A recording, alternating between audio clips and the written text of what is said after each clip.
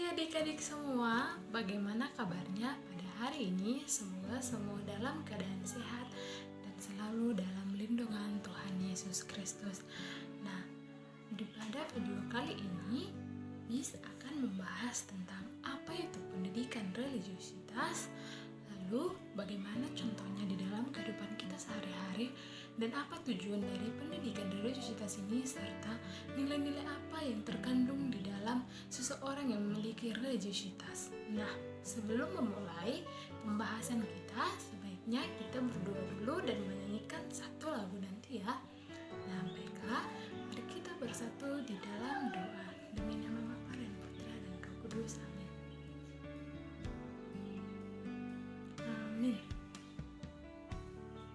Nah, setelah selesai berdoa, sebaiknya mari kita bernyanyi.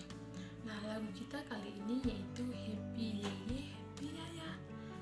1, 2, 3 ya. Happy Yeye Happy Yaya ya. Saya senang jadi anak Tuhan. Siang jadi kenangan, malam jadi impian, cintaku semakin mendalam. Siang jadi kenangan, malam jadi impian, cintaku semakin mendalam. Oke, baiklah. Nah, mari kita mulai dari pembahasan apa sih yang dimaksud dengan pendidikan religiusitas itu. Pendidikan religiusitas ini adalah satu bentuk komunikasi iman, baik antar siswa yang seagama maupun antar siswa yang berbeda agama, dan kepercayaan agar membantu siswa menjadi manusia yang religius, bermoral, terbuka, dan mampu menjadi pelaku perubahan sosial di dalam masyarakat demi terwujudnya masyarakat yang sejahtera. Nah, sudah kita dengarkan kan apa itu pengertian dari pendidikan religiusitas. Nah, pendidikan religiusitas ini sangat perlu sekali untuk kita ketahui dan kita terapkan di dalam kehidupan kita sehari-hari. Tujuan pendidikan religiusitas ini. Adapun tujuan pendidikan religiusitas ini yaitu untuk menumbuh kembangkan sikap batin siswa agar mampu melihat kebaikan Tuhan di dalam diri sendiri, di dalam diri sesama, maupun di dalam lingkungan hidupnya, sehingga memiliki kepedulian dalam hidup bermasyarakat. Setelah kita mengetahui apa itu sikap batin atau mampu kita melihat kebaikan Tuhan di dalam diri kita, baik ke sesama dan juga lingkungan, maka kita harus menumbuhkan sikap kepedulian di dalam bermasyarakat. Nah, di sini kita akan melihat beberapa contoh penerapan pendidikan religiusitas ini di dalam kehidupan kita sehari-hari. Silahkan dilihat ya.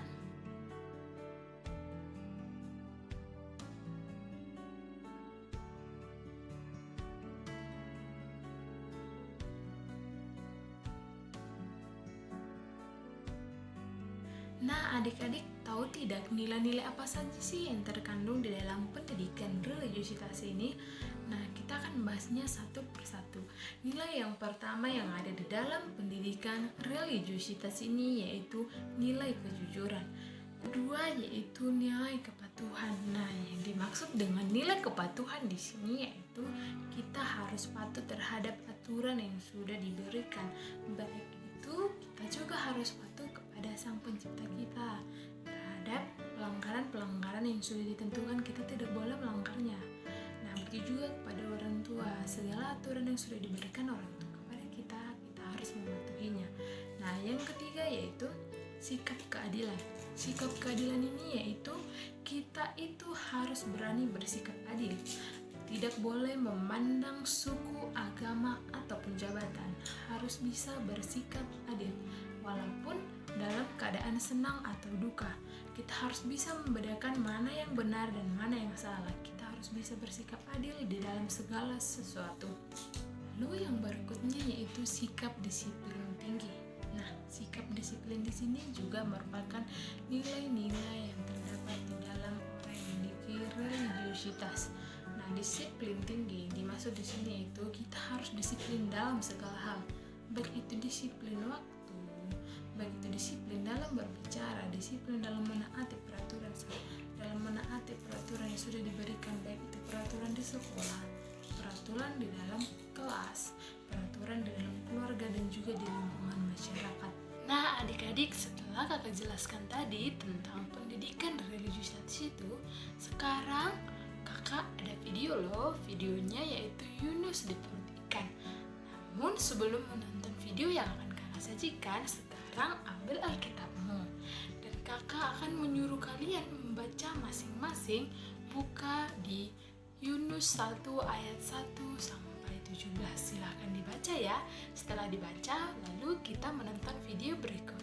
Allah memiliki pekerjaan untuk Yunus, tetapi Yunus sebaliknya tidak menginginkannya. Allah mengutus Yunus untuk pergi ke suatu tempat bernama Niniwe, dan Allah ingin agar Yunus mengatakan bahwa Allah mencintai orang-orang Niniwe. Tetapi Yunus tidak mau melakukannya, karena menurut Yunus orang-orang Niniwe itu jahat dan mereka suka melakukan banyak kejahatan. Allah tahu apa yang dikatakan Yunus itu memang benar. Orang-orang Niniwe telah menjauh dari Allah, tetapi Allah masih sangat mengasihi mereka. Dia ingin memberi mereka permulaan yang baru jika mereka kembali kepada Allah. Ia akan mengampuni dosa mereka yang begitu banyak.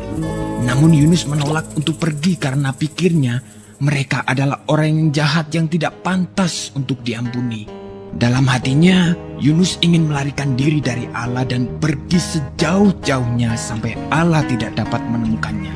Dengan demikian, ia tidak perlu melakukan apa yang diperintahkan Allah. Itu yang direncanakannya.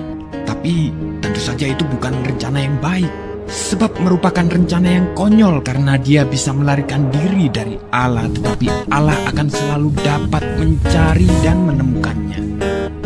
Meskipun demikian, Yunus tetap melaksanakan rencananya yang tidak baik. Ia tidak membeli tiket ke Niniwe, tapi ke tujuan lain. Perahu yang dinaiki Yunus berlayar ke arah yang sangat berlawanan dengan Niniwe. Nah, tak lama kemudian angin bertiup kencang. Perahu pun mulai terombang-ambing dan semua orang mulai menjadi pucat pasi. Mereka takut. Yunus duduk tegak di tempat tidurnya. Lihatlah, masalah pertama dengan rencana Yunus yang tidak baik itu, Allah mengirimkan badai besar untuk mengejarnya. Para pelaut berteriak ketakutan saat perahu hendak tenggelam. Mereka mulai membuang segala sesuatu ke laut, koper, makanan, apapun yang bisa mereka temukan. Yunus mulai tersadar bahwa badai itu datang karena kesalahannya. Ia meminta para pelaut untuk melemparkannya ke dalam laut agar badai berhenti. Mendengar itu, para pelaut merasa tidak yakin. Yunus bersikeras bahwa itu satu-satunya cara agar mereka bisa selamat. Tak lama setelah Yunus menghantam air, gelombang laut pun menjadi tenang. Angin mereda dan badai berhenti. Saat itu Yunus menganggap semuanya telah berakhir. Dia tahu bahwa dia pasti akan tenggelam. Tetapi Tuhan mengirim seekor ikan besar untuk menyelamatkannya. Ikan tersebut menelan Yunus hidup-hidup dengan sekali telan. Dalam kegelapan yang seperti kuburan itu, dia mencium bau busuk makanan dan merasa rumput laut yang berlendir. Segeralah ia tahu bahwa ia belum mati. Dia berada di dalam perut ikan yang besar. Selama 3 hari penuh Yunus duduk di sana dalam kegelapan. Ia menghabiskan banyak waktu untuk berpikir. Ia mulai menyadari rencananya yang sangat konyol. Dia menyesal karena telah melarikan diri dari Allah. Ia berdoa kepada Allah dan meminta agar Allah mengampuninya. 3 hari kemudian, ikan memuntahkan Yunus ke pantai berpasir. Saat itu, Yunus mendengar suara orang memanggil namanya dan menyuruhnya untuk pergi ke Niniwe. Itu suara Allah. Kali ini, Yunus tidak menolak untuk pergi ke Niniwe untuk mengabarkan berita yang luar biasa kepada orang-orang di sana. Kepada mereka, Yunus mengatakan bahwa Allah tidak pernah berhenti mencintai mereka. Meskipun mereka melarikan diri dari Allah, tetapi asal mereka mau kembali kepada Allah, maka Allah akan mengampuni dosa mereka. Orang-orang Niniwe mulai mendengarkan Yunus dan mereka mengasihi Allah. Mereka belajar melakukan apa yang Tuhan katakan dan berhenti melarikan diri dari Allah seperti yang pernah dilakukan Yunus. Bertahun-tahun kemudian, Allah juga mengirimkan utusan yang lain dengan pesan yang sama luar biasanya. Seperti Yunus, ia akan menghabiskan 3 hari dalam kegelapan total. Tapi, utusan ini akan disebut firman Allah karena ia sendiri akan menjadi berita Allah, yakni berita Allah yang diterjemahkan ke dalam bahasa kita sendiri. Pribadi yang satu ini adalah semua yang Allah ingin katakan kepada semua orang di dunia. Adik-adik, menarik bukan videonya? Pasti setelah kalian membaca nats yang kakak katakan tadi, yaitu di Yunus 1 ayat 1-17 dan menonton video tersebut, pasti kalian bisa dong. Kakak tanya apa sih kesimpulan atau pesan atau hal yang dapat kita pelajari dari video tersebut. Nah, di video tadi kita melihat bahwa Yunus mengingkari panggilan Tuhan. Yunus disuruh Tuhan Yesus ke kota besar yaitu Niniwe, dan ternyata Yunus malah mengingkari janji itu. Yunus bukan pergi ke Niniwe melainkan ke Tarsis. Ya, betul sekali. Ternyata semua memperhatikan videonya tadi ya. Nah, kira-kira pelajaran apa sih yang bisa kita ambil dari kisah Yunus ini? Nah, pelajaran yang pertama yang bisa kita ambil yaitu jangan mengingkari janji Tuhan. Kita melihat kan ketika Yunus mengingkari janji Tuhan, di tengah laut Tuhan mendatangkan badai dan angin yang sangat kencang. Nah, sehingga Yunus dilemparkan ke laut. Tetapi Tuhan tetap mengasihi Yunus dengan menyuruh ikan besar untuk menyelamatkannya. Nah, pelajaran yang kedua yaitu jangan lari dari Tuhan. Lihat kan yang diperbuat oleh Yunus. Yunus lari ke Tarsis, tapi apa?